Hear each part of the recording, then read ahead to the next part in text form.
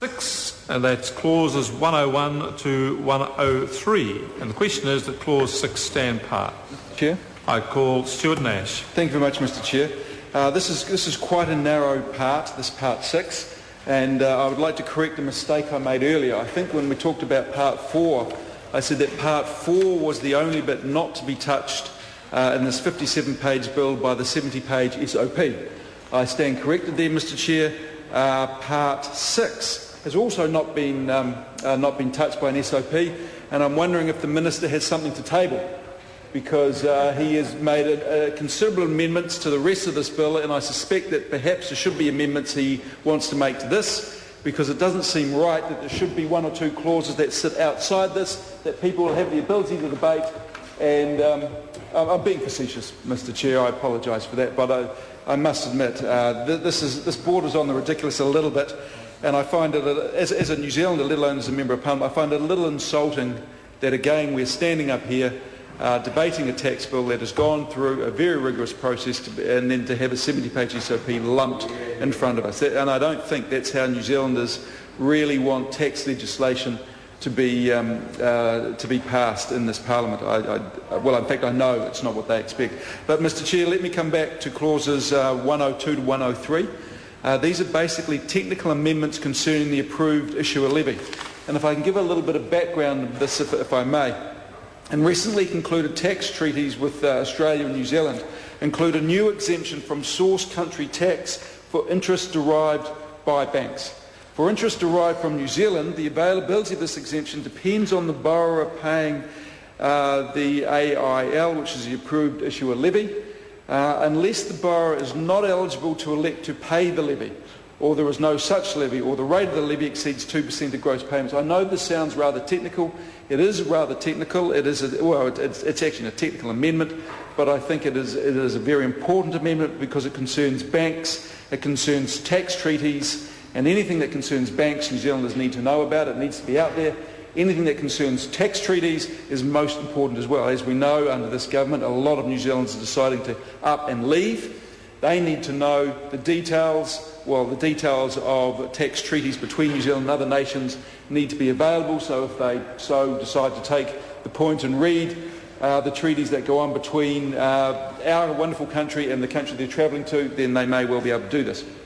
Now, Mr. Chair, the proposed amendments in 102 and 103 clarify the circumstances in which a person is eligible to pay the approved issue levy. They make it clear that a borrower can pay the AIL in order to qualify for an exemption under a double tax agreement. And I must admit, the Finance and Expenditure Select Committee has seen a lot of double tax agreements come before it recently, and my colleague, the Honourable David Cunliffe, will have something to say about this, but he has put a lot of work and a lot of effort in with the IRD to actually make sure that the information in front of the Finance and Expenditure Select Committee with regard to double tax agreements is robust, because I know that he has had some concerns, and I'm sure he'll talk about these when he takes a call on this, Mr. Chair. This will address, what these amendments will do is address uncertainty around the treatment of interest paid to foreign banks operating through a branch in New Zealand. Now, we know that apart from Kiwi Bank, the major banks are actually foreign-owned. I have a mortgage with a foreign-owned bank. I should have had it with Westpac, with Kiwi Bank. But I must admit, the Westpac guys who came up to Wairoa did an absolutely fantastic job in dealing with workers there and getting stuff out of KiwiSaver. And I take my hat off to them. Their community relations was very, very good, and I would just like to put that out there. Well, this, as I mentioned, this will address uncertainty. And there's no doubt about it. If there is one thing that should not exist in tax law, it is uncertainty. Tax law needs to be certain. Taxpayers need to know the difference between right and wrong. And I'm sure the Commissioner will agree with that. The last thing he wants to do is put out a whole lot of rulings, and we know what happens when there is uncertainty in tax legislation, Mr. Chair. We saw that recently. The banks ended up paying about $2 billion, I think it was, when they believed they knew the tax law, when the Commissioner believed that the tax law said something else. It went through various courts of this land, and in fact the Commissioner was right. But it just shows what happens when you have ambiguity in tax legislation. So what clauses 102 and 103 do is remove that level of ambiguity, which is great. Such interest that I was talking about is not subject to non-resident withholding tax. So, Mr. Chair? Call Stuart Nash. Thank you very much, Mr. Chair. Such interest is not subject to non-resident withholding tax, so the approved issuer levy mechanism is not relevant domestically, which is good to know. It's not relevant domestically, but the new treaty exemption could still apply if the loan was made from offshore instead of through a New Zealand branch. And I suspect what's happening in these tough economic times at the moment, a lot of the big companies are looking for finance outside of the New Zealand domestic market. And the reason I say that, if you have a look at our interest rates, they're actually quite high compared to a lot of our competitors. So what a lot of businesses are doing is they're sourcing funds offshore at much lower interest rates. This is if they have the ability to do this. There are a lot of small to medium enterprises, in fact, have not got the ability to do this, but a lot of big companies have. So again, this clarifies tax legislation around this. But more generally, Mr. Chair, the amendments ensure a better fit between terminology used in relevant tax treaties and arrangements whereby a borrower chooses to pay the approved issuer levy under domestic law. The new treaty provisions ask specifically whether the borrower is eligible to elect to pay the AIL. So in fact, what this does is that ensures domestic law directly addresses this question. Again, this comes back to the whole point around clarity, but it also comes to the point around responsibility. Every taxpayer, whether it's a natural person, whether it's a small company, a trust, a pie, which we've talked about, or a huge corporate, must act in a responsible way when it comes to paying their tax. And this puts responsibility back. The IRD asks that question, are you eligible, not you, Mr. Chair, is this entity eligible to pay the approved issuer levy?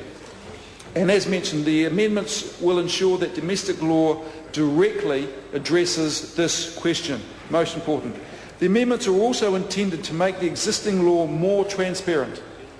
And this is, I suppose, Mr. Chair, this is the reason why we are still debating this bill in committee stage at this point, because we need a level of transparency in tax legislation. Transparency is vital if we are to get tax legislation passed in a way that is robust and it really adds to the overall legislative program. Now, the reason I say this, Mr. Chair, and the reason I have concerns about this, is because we have seen with this SOP, in my view, and I think the view of my colleagues and the Greens, that this is not a transparent process. You cannot have a 57-page bill that has gone through an intensive select committee process suddenly wrapped on the table with a 70-page SOP. That is not transparent. And in this bill, these clauses 102 and 103, which talk about the technical amendments about the approved issuer levy, do provide a level of transparency. And this actually, as mentioned, clauses 102 and 103 did go through the select committee. And we debated these. Our expert advisor, Ms. Turner, provided notes to us on this. We queried the Inland Revenue officials on the implications of the approved issuer levy, and it got to a point where we understood it, we were very clear about it from a layperson's perspective and from a technical perspective. So what we could actually do is we can stand up and we can, we have a working knowledge. It has been through a very robust process, and so we are happy that these clauses 102 and 103 get passed with this bill. It is just such a shame that an SOP larger than this bill has not been through that transparent process. So as mentioned, Mr. Chair, the clauses that I'm talking about, 102 and 103, are intended to make the existing law more transparent rather than substantially alter its effect. So not that much has changed. As mentioned, these amendments are technical, so not that much has changed except a level of transparency, and we all demand that. And I think it's very reasonable for taxpayers to expect a level of transparency. I don't think there would be any question, I don't think there's any doubt or any argument about the necessity for transparency in any sort of legislation, Mr. Chair, let alone tax legislation. It is, and as mentioned, it is not considered necessary because it doesn't alter this substantially. It's not necessary for the amendments to apply retrospectively. And we talked about it. We talked about this at the Select Committee for a moment, should these apply retrospectively, and it was decided no, we probably shouldn't